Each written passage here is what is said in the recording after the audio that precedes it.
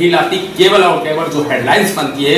आज प्रधानमंत्री जी ने ये किया, आज प्रधानमंत्री जी ने वो किया, आज फलाने जी ये किया। युवा थे, उन्होंने गोदी मेढ़े के मीडिया के 2 ऑफिसों में आग लगा दी। सबसे पहले मैं नमस्कार दोस्तों, आप देख रहे हैं FH न्यूज और मैं हूं आपके साथ आपका दोस्त फारूक हुसैन। दोस्तों, लखीमपुर खीरी जिले से सटा हमारा पड़ोसी मुल्क नेपाल इस वक्त हिंसा की आग में जल रहा है। 2 दिन हो गए हैं जो युवा देश का भविष्य होते हैं वो सड़कों पर उतर चुके हैं, जो प्रदर्शनकारी का रूप ले चुके हैं। उनका आक्रोश बढ़ता जा रहा है और उनका जो प्रदर्शन है वो इस कदर बढ़ चुका है कि जगह जगह पर हिंसात्मक घटनाएं सामने आ रही हैं। आप सरकारी जो संपत्ति होती है उसको नुकसान पहुंचाया जा रहा है। इसके अलावा भी तमाम जो हमारी अपनी खुद की संपत्ति होती है उसको भी नुकसान पहुंचाया जा रहा है। जगह जगह पर गाड़ियां जलाई जा रही हैं, टायर जलाए गए हैं और जिसका परिणाम ये निकला है कि 2 दिनों में ही सत्ता जमीन पर आ गई है, तख्ता पलट हो गया है। प्रधानमंत्री KP ओली ने इस्तीफा दे दिया है।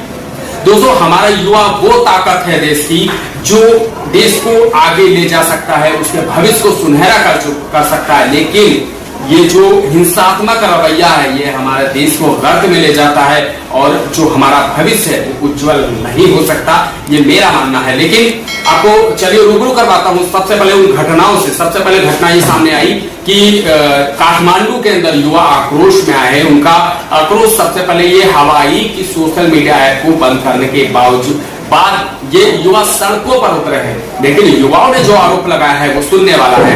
युवाओं ने सरासर आरोप लगाया कि हम सोशल मीडिया के माध्यम से उस भ्रष्टाचार को सामने लाते थे जो भ्रष्टाचार हमारे यहाँ की सरकार कर रही थी। और जब भ्रष्टाचार की, यानी मेरा मानना है, जब भ्रष्टाचार की जड़ें उस सीमा को लांग जाए जो पूरे देश को दीमक की तरह चाट जाए तो उन जड़ों को काट देना ही बेहतर होता है।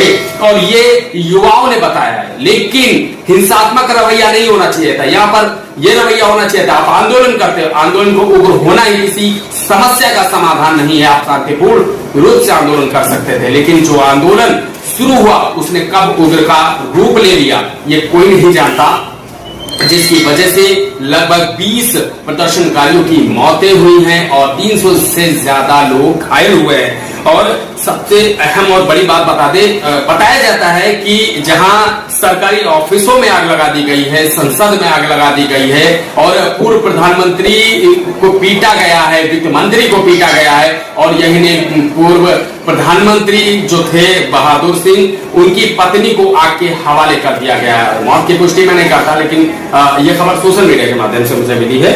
और गोदी मीडिया के 2 ऑफिस को आग लगा दी गई है। और गोदी मीडिया, पहले सबसे पहले आप समझिए गोदी मीडिया किसे कहते हैं। गोदी मीडिया वो मीडिया होती है जो केवल सरकार के उन पहलुओं को दिखाती है जो केवल वाही लूटने के चक्कर में रहता है। जनता की आवाज को वो सामने नहीं लाती, केवल और केवल जो हेडलाइंस बनती है, आज प्रधानमंत्री जी ने ये किया, आज प्रधानमंत्री जी ने वो किया, आज फलाने जी ये किया, तो ये कोई बात नहीं है। आप चौथा स्तंभ है देश का। चौथा स्तंभ का मतलब होता है कि वो देश की जनता की आवाज को उगाड़े, लेकिन ये नहीं होता था, जिसकी वजह से जो प्रदर्शनकारी युवा थे उन्होंने गोदी मेढ़े के मीडिया के 2 ऑफिसों में आग लगा दी। सबसे पहले मैं बात कर रहा हूँ कांतिपुर पब्लिकेशन की, जिसका सर्कुलेशन 4 लाख से ऊपर बताया जाता है और नेपाल के कोने कोने में वो अखबार पहुंचता है। अब आप समझ सकते हैं कितना बड़ा अहम अखबार है। और जब वो अहम अखबार अपने कर्तव्य को भूल जाए तो ऐसा संभव है कि युवाओं में आक्रोश बन सकता है, भ्रष्टाचार को खत्म करने की बात की जा सकती है। इसके अलावा एक और अखबार है काठमांडू पोस्ट, उसके ऑफिस को भी आग के हवाले कर दिया गया है। तो दोस्तों, हुआ कि 2 दिनों में ही तख्ता पलट हो गया। प्रधानमंत्री KP ओली को इस्तीफा देना पड़ा। और यही नहीं, कल जब भंगड़ी जिला है जहां पर कल काफी ज्यादा हिंसा हुई और सरकारी ऑफिसों में आगजनी की गई, सड़कों पर टायर जलाए गए, सरकारी संपत्ति को नुकसान पहुंचाया गया। इसके अलावा भी तमाम चीजें की गई। सड़कों पर प्रदर्शनकारी का रूप देखने को मिली। जो युवाओं ने आरोप लगाया है कि हमारी नेपाल सरकार भ्रष्टाचार में लिप्त होती जा रही थी और जब हम आवाज उठाने का काम करते थे उन आवाजों को दबाने का काम किया जाने लगा था। यानी कि सोशल मीडिया के माध्यम से आज का युवा जो भी देश में अपना कर्तव्य निभाना चाहता है और इन समस्याओं को देखना चाहता है तो वो अपनी आवाज सोशल मीडिया के माध्यम से रखता है। और जब उस माध्यम को बंद किया जाने लगा और सबसे अहम ये बात है, क्या आपको लग रहा है ये युवा जो इतनी बड़ी संख्या में सड़कों पर उतरा है और प्रदर्शनकारी का रूप ले चुका है, क्या ये 2 दिन में ऐसा संभव हुआ है? कुछ दिन पूर्व ही सोशल मीडिया बैन की गई और ये सड़कों पर उतरा है। ऐसा नहीं है बिल्कुल। आप सोचिए, पहले आप उस बात को सोचिए कि ये भ्रष्टाचार किया कब से उन युवाओं के सीने में लगी होगी। और उनका कल जब मीडिया से मुखातिब हुए युवा, तो उनका साफ तौर पर कहना है कि हम जनता, जो हम युवा हैं, हमको ठीक से खाने को नहीं मिलता, ठीक से पहनने को नहीं मिलता, हमें अच्छे स्कूलों में एजुकेशन नहीं मिलती, और वही नेताओं के बच्चों के पास कैसे इतना पैसा आ जाता है। नेता जो कल को कुछ नहीं होता था, अरबों खरबों करोड़ों रुपए की संपत्ति को रखता है, आखिर ये पैसा कहां से आता है? जनता का टैक्स होता है। उस टैक्स को टैक्स जब वसूलता है, कोई भी सरकार वसूलती है, तो जनता की भलाई के लिए वो कार्य करना चाहिए। वो शायद किसी को नहीं दिखा, जिसकी वजह से ये आंदोलन बढ़ता गया। आरोप ये भी है कि हमारे यहाँ जो भी सरकार आई, इससे पहले जो सरकार बनी, यानी बहादुर सिंह दोबा, उनको भी मारा गया, उनके घर को आग लगा दी गई, उनकी पत्नी को आग में झोंक दिया गया। ये साधारण सी बात नहीं है। आप सोचिए, राजनीति से इतनी घृणा, इतनी नफरत आज के युवाओं में, जो उन्होंने किसी को भी बख्शा नहीं है। संसद में जब आग लगाई गई तो कुछ सांसद वहां फंसे हुए थे, बताया जा रहा है। उसके बाद सेना ने उनको निकाला है और उनको गुप्त स्थानों पर रखा गया। एक खबर ये वायरल हुई थी कि केपी ओली, यानी कि जो वहां के प्रधानमंत्री थे, वो दुबई भाग चुके हैं, लेकिन ये जानकारी की पुष्टि अभी नहीं हो पाई है। हाँ, केपी ओली मतलब कहाँ गए हैं ये अभी किसी को पता नहीं है। सेना ने सबको गुप्त स्थानों पर रखा हुआ है और सड़कों पर विद्रोह की आग जिस तरीके से लगी है, ये काफी वो मुझे लग रहा है ये वो आग है जो शांत अभी होना मुश्किल है।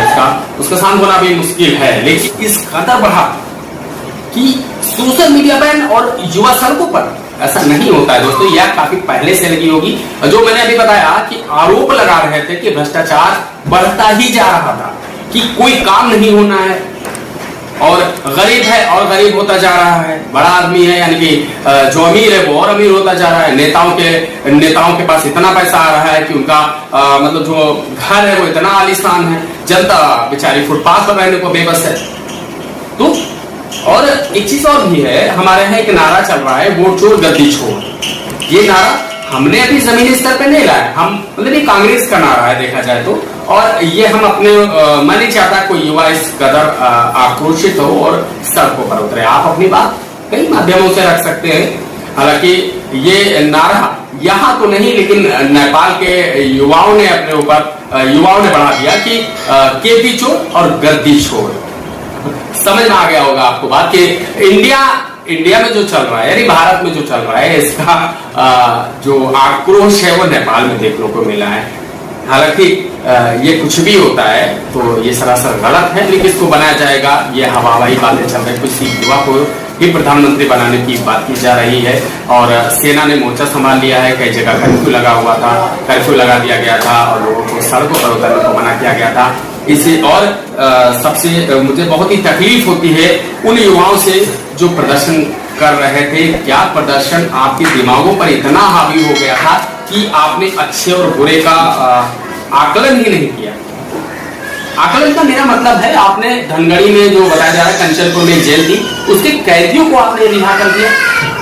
कुछ अच्छे कैदी होंगे मुझे मालूम है, कुछ साधारण होंगे, कुछ कितने खतरनाक होंगे ये आप समझ सकते हैं, जिसकी वजह से नेपाल बॉर्डर पर इतनी एहतियात बरती गई है। वहां पर हमारा ये, अगर हम बात करें अपने इंडो नेपाल सीमा की यानी गौरीफंडा की, तो वहां पर भी पुलिस फोर्स लगी हुई है, सुरक्षा एजेंसियां पूरी तरीके से अलर्ट मोड पर है और लगातार सबकी जांच पड़ताल की जा रही है। और कोई भी अगर हो सकता है कोई खतरनाक कैदी है वो भारत में भी आ सकता है, इंडिया में भी आ सकता है, तो यहाँ पर भी कुछ हो सकता है, बड़ा हो सकता है और कोई घटना का अंजाम दे सकते हैं। लेकिन मेरा मानना है ये आपको नहीं करना चाहिए था। आप आंदोलन करते और हिंसा का रास्ता कोई सही रास्ता नहीं होता है। आप आंदोलन मचाया तो उग्रवीर ने नेपाल के 6 बार के पूर्व प्रधानमंत्री शेर बहादुर देववा के घर को आग के हवाले किया, उनको मारा पीटा, उनकी पत्नी को मारा पीटा और बताया जा रहा है उसकी पत्नी को आग के हवाले कर दिया गया। और दूसरी बात है, विदेश मंत्री आजू राणा देवबा के आवास, मुख्यमंत्री कार्यालय, विभिन्न राजनीतिक दलों के दफ्तरों की भी आगजनी की। हिंसा को नियंत्रित करने के लिए धनगढ़ी में कर्फ्यू लगा दिया गया है। और जो नेपाल का कैलाली जिले का जो धनगढ़ी शहर है वो वहां पर कल बहुत ज्यादा हिंसा हुई और वो भी हिंसा का यानी प्रदर्शनों का हिंसा का केंद्र बन गया, जो कि नहीं होना था। और सड़कों पर टायर जलाए गए, सरकारी और निजी संपत्तियों का निशाना बनाया गया। पूर्व प्रधानमंत्री शेर बहादुर देववा का घर भी हिंसा का सबसे बड़ा, वहां पर भी आगजनी की गई, तो बड़ा दुख भी हुआ और खुशी भी, शायद खुशी तो नहीं कह सकता, लेकिन दुख तो हुआ ही है कि ऐसा नहीं होना चाहिए था। इसके अलावा जो एयरपोर्ट था वो हवाई सफर यहाँ से जा सकते थे लेकिन वापसी नहीं आ सकते थे। उसके आसपास भी सोशल मीडिया पर जो तस्वीरें वायरल हुई हैं, भयावह तस्वीरें हैं, आग जल रही है, चारों ओर धुआं है, संसद भवन को आग के हवाले किया गया, उसकी तमाम तस्वीरें सामने आई हैं। और बेहतर तरीके से, क्योंकि आप अपने देश का भविष्य है, इसको सजाने और सजाने संवारने का काम भी बखूबी आपके ही हाथों में है।